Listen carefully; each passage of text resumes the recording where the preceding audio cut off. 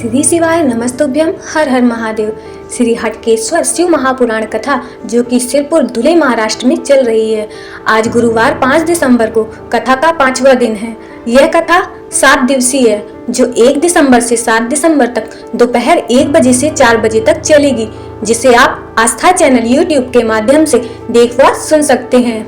अगर आप किसी कारणवश आज की कथा नहीं सुन पाए तो हम आपको इस वीडियो के माध्यम से कथा का सार, कथा में बताए गए उपाय और जानकारी को सरल भाषा में समझाने का प्रयास करेंगे। आज गुरुजी ने अपनी कथा में कई सारे उपाय और छोटी छोटी गलतियां जो हम सभी लोग कर देते हैं उसकी जानकारी दी।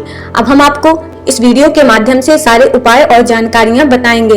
तो बढ़ते हैं पहली जानकारी की तरफ। हम सभी लोग भगवान शंकर के शिवलिंग पर जब जल चढ़ाते हैं तो हमेशा उत्तर दिशा की तरफ मुख कर ही जल चढ़ाते हैं, जहां से जलाधारी का जल बहकर जाता है। मतलब हम दक्षिण दिशा की तरफ खड़े होते हैं और हमारा मुख उत्तर दिशा की तरफ रहता है, तभी हम भगवान शंकर को जल समर्पित करते हैं। पर अगर आप बहुत दिन से इसी तरह जल चढ़ा रहे हैं और आपके कार्य नहीं बन रहे हैं, भगवान शंकर आपकी सुन ही नहीं रहे हैं, तो आपको एक बार यह उपाय अवश्य करना चाहिए। तो इस उपाय को करने के लिए कुछ नहीं करना, सिर्फ 1 लोटा जल लेना है। 1 लोटा जल लेकर आप जब भगवान शंकर के मंदिर में जाएं तो आपको वैसे ही उत्तर दिशा की तरफ मुख कर खड़े होकर भगवान शंकर के शिवलिंग पर जल समर्पित कर देना है। जब आप जल समर्पित कर दें तो वहां से हटकर जहां से जल बहकर जाता है, मतलब अशोक सुंदरी माता के स्थान के आगे 3 उंगलियां लगाकर अपनी मनोकामना बोल दें। आप जिस कार्य के लिए परेशान हैं, जो कार्य आपका नहीं बन रहा है, उस कामना को 3 उंगलियों का स्पर्श करते हुए बोल दें और श्री शिवाय नमस्तुभ्यम मंत्र का जाप करें। जब आप अपनी मनोकामना बोल दें तब उसके बाद आप अपने हथेली को जहां से जल नीचे गिरता है उस जगह पर अपनी हथेली को लगा लें और आंख बंद करके श्री शिवाय नमस्तुभ्यम मंत्र का जाप करें और उसी तरह अपनी मनोकामना बोल दें। आपने जिस मनोकामना से जल समर्पित किया है या आप जिस परेशानी से जूझ रहे हैं, आपको जो भी कष्ट है, भगवान शंकर के सम्मुख बोल दें और बोलकर अपने घर को चले जाएं। यह कार्य आपको प्रतिदिन करना है। गुरुदेव ने कहा है अगर आप यह इस तरह से भगवान शंकर को जल समर्पित करते हैं तो आपको 3 महीने भी नहीं लगेंगे, आपके संकट भगवान भोलेनाथ हर लेंगे।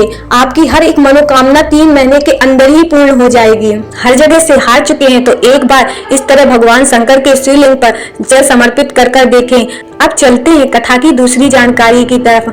हम सभी लोग जानते हैं भगवान शंकर पर चढ़ी हुई कोई भी सामग्री हो, चाहे वो बेलपत्र हो या पुष्प हो या प्रसाद हो, हमें रात भर नहीं रखना चाहिए। जब बहुत ही बड़ा कोई त्योहार हो या शिवरात्रि हो या आप शंकर भगवान के पार्थिव शिवलिंग का निर्माण कर रहे हो, तभी हम रात बसा सकते हैं, वरना भगवान शंकर के प्रसाद या बेलपत्र को उसी दिन ही खा लेना चाहिए। इसी तरह अगर आप किसी बीमार व्यक्ति के पलंग पर बेलपत्र रखते हैं तब तो यह ठीक है, क्योंकि हम यह बेलपत्र औषधि के रूप में मरीज के सिरहाने रखते हैं। पर अगर आप बिल्कुल स्वस्थ हैं फिर भी अपने सर के बगल में बेलपत्र या प्रसाद या भगवान की माला रखे हुए हैं तो यह एक पाप के बराबर है। अगर आप बीमार हैं तो ही आप अपने सिरहाने बेलपत्र रख सकते हैं, क्योंकि यह बेलपत्र हमने प्रसाद के रूप में नहीं औषधि के रूप में रखी है और इस विश्वास से रखी है कि भगवान भोलेनाथ हमारे साथ हैं और हमारे प्राणों की रक्षा कर रहे हैं, तो ही आप बेलपत्र रख सकते हैं। वरना अगर आप बिल्कुल स्वस्थ हैं तो आप भगवान शंकर से जुड़ी कोई भी या किसी भी भगवान से जुड़ा हुआ कुछ भी फूल पत्ती प्रसाद नहीं रखना चाहिए। ऐसा करने से हम पाप के अभागी बनते हैं। अब बढ़ते हैं कथा की तीसरी जानकारी की तरफ। आज एक ऐसा पत्र आया जिसमें भगवान शंकर पर किए गए विश्वास से मरे हुए बच्चे को भी जिंदा कर दिया।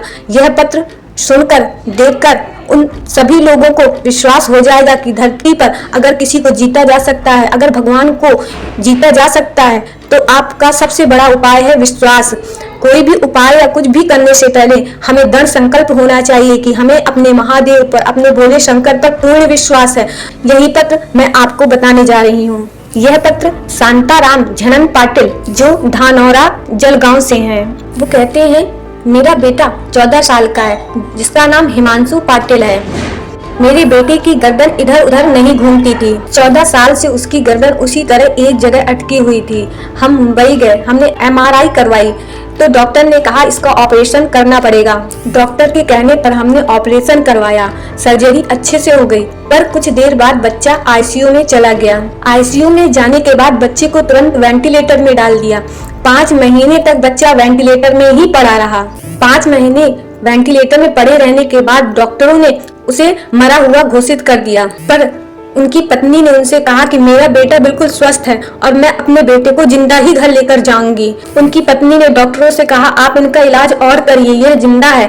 डॉक्टरों ने बहुत समझाया कि आपका बेटा मर चुका है, पर वह नहीं मानी। उनकी पत्नी ने कहा ठीक है, आप 4 दिन मेरे बच्चे को रखो, चाहे उसकी बॉडी ही रखो, पर 4 दिन रखो। 4 दिन के बाद मैं अपने बच्चे को यहाँ से लेकर जाऊंगी। लड़के को उसी हॉस्पिटल में छोड़कर उनकी पत्नी सीहोर चली गई। सीहोर जाकर उन्होंने कंकर शंकर की पूजा किया। पूजा करने के बाद वहां से रुद्राक्ष लेकर आई। हॉस्पिटल के सामने ही भगवान शंकर का मंदिर था। वहां पर वह रोज रुद्राक्ष के जल को गलाती और भगवान शंकर पर समर्पित करती। रोज अपने बेटे के शरीर पर लगाती और उसके मुख पर 2 बूंद डाल देती। ऐसा करते करते 4 दिन, 5 दिन, 6 दिन निकल गए। डॉक्टरों ने भी कह दिया क्यों परेशान हो रही हो, आपका बेटा मर चुका है, आप इसको यहाँ से ले जाओ। और ऐसा करते करते 42 दिन निकल गए। डॉक्टर कह के हार चुके। 42वें दिन तक उसके शरीर में प्राण नहीं आए, पर 42वें दिन अचानक ही उसके शरीर में हलचल हुई और डॉक्टर भी आश्चर्य में पड़ गए कि जो मर चुका है वो बच्चा जीवित कैसे हो सकता है। पत्नी रोते हुए कहती है उसका नाम कुबेरेश्वर महादेव है। ये विश्वास है अपने भोलेनाथ पर कि उसने मरे हुए बच्चे को भी जीवित कर दिया। ये विश्वास है भगवान शंकर के शिवलिंग पर, उन पर चढ़ाए हुए 1 लोटे जल पर, जो मरे हुए व्यक्ति को भी जिंदा कर सकता है। उसकी चौखट पे आने वाला कभी खाली जा ही नहीं सकता। बस पूर्ण विश्वास होना चाहिए। विश्वास से तो दुनिया को ही जीता जा सकता है। आज उनका बेटा जीवित और बिल्कुल स्वस्थ हो चुका है और वो आज की कथा सुनने भी आया है। आज इस पत्र से हमें यह सीख मिलती है कि हम कोई भी उपाय करें, पर उसे हमें पूर्ण विश्वास से करना चाहिए कि वो ऊपर वाला बैठा है, वो हमें संभाल लेगा। अगर वीडियो और जानकारी अच्छी लगी हो तो वीडियो को लाइक, चैनल को सब्सक्राइब और शेयर कर